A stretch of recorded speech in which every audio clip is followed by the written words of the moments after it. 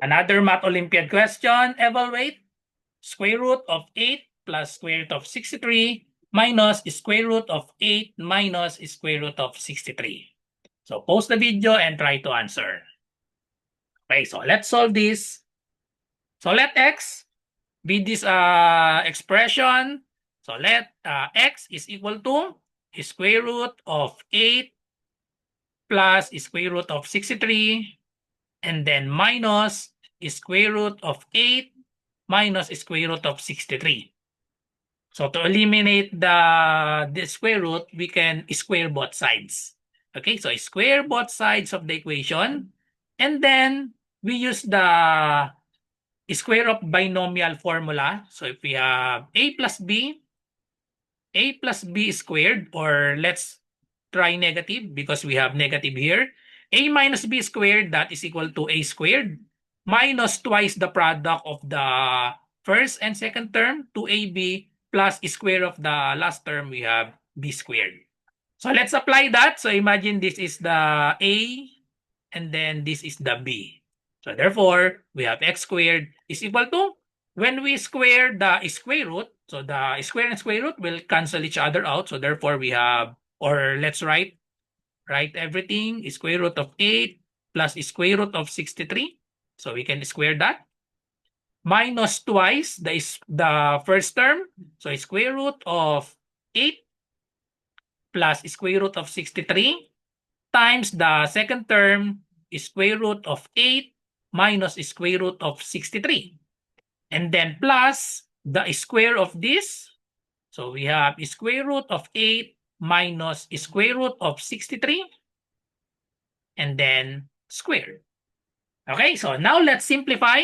So we have x squared equals, cancel the square and the square root.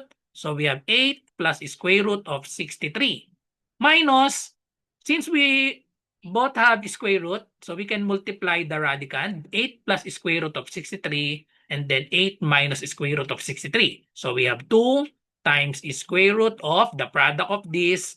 We have 8 plus square root of 63 times 8 minus square root of 63 and then plus, cancel the square and the radical, we have 8 minus square root of 63. And then for this term, we use the difference of two squares. Since we both have same first term 8, same second term square root of 63 but differ in sign. So therefore, we have x squared is equal to, we can combine the 8 and then we have another 8 here. So we have 16 and then positive square root of 63 and then minus square root of 63. Just cancel that. That's equal to 0. And then minus 2 times the square root of, apply the difference of two perfect square or the special product. We have special product a plus b times a minus b. That is equal to a squared minus b squared. So when we apply that, this will become 8 times 8. So we have 8 squared minus square root of 63 and then squared. Okay?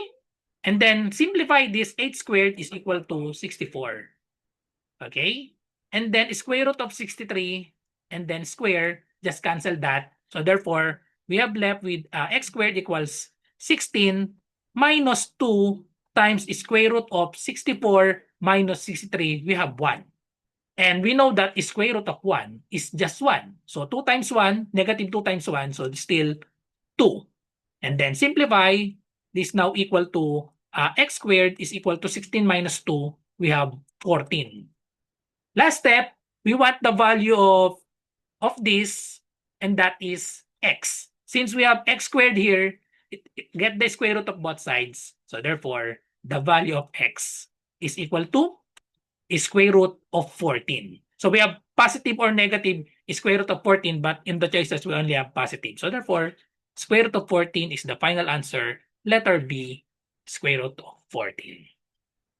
That's all. So thank you for watching. I hope you learned something from this video. If this is your first time, don't forget to subscribe to GTR Math Tutorial and hit the bell button so that you will be updated on my latest video.